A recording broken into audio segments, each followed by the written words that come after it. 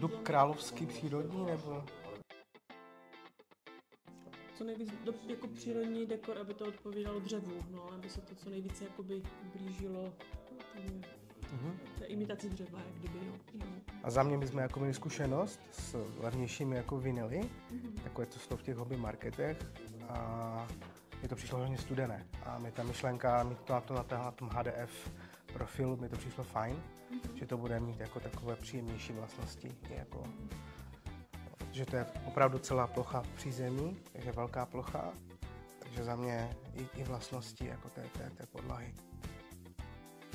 Určitě, to je v podstatě jedna z mála věcí, která nás přesvědčila. Sladit v podstatě, protože je těžké dopasovat, pokud bychom to dělali separé, tak je těžké dopasovat, že, dekor. A byli jsme vlastně u nás u podlaháře a tam nám doporučili právě jako tuhle podlahu, že vyrábí v podstatě v tomhletom, to je ten Ecoline klik a že v podstatě jsou tam i schody, takže jsme to využili. 2 ve výběru vlastně byli a zvažovali jsme na denním světle, tím, že máte vlastně velké formáty těch vzorníků, tak se nám to jakoby mnohem lépe vybíralo než nějakou maličký rozměr. A nakonec jsme teda šli víc do té teplejší, té hnědé. Abych to přesně, jsme byli na té prodejně, že jo? A tam jsme v podstatě vybrali, jsme měli 2 favority a díky tomu, že tam mají ten vzorník, tak jsme si ten vzorník půjčili a přímo jsme si to vlastně jakoby přiložili těm dřevěným strukturám v tom domě, takže jsme si to dopasovali tak, jak jsme chtěli.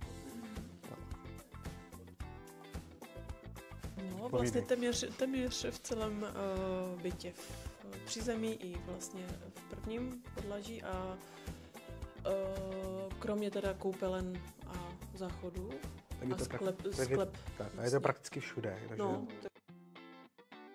určitě, jo, já bych neměnila bych ani ten dekor, myslím, že nám to tam hezky i v tom interiéru jakoby jde k tomu dřevu, takže jo, za mě jo, určitě.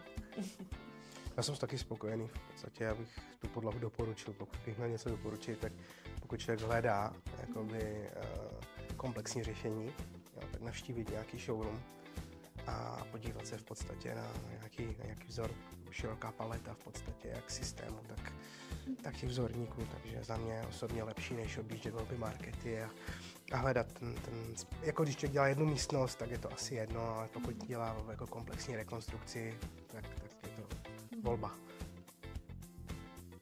Díval jsem se, to je v podstatě ten Ecoline, že jo?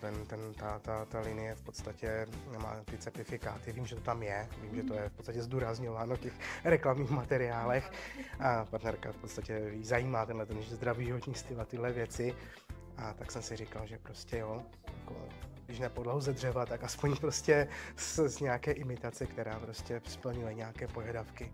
Já chápu, že v tom objemu těch materiálů v té novostavbě jako to si člověk neuhlídá úplně, ale když člověk může jednu věc z toho zvolit a mít takové klidnější svědomí nebo prostě být klidnější, že to je prostě všechno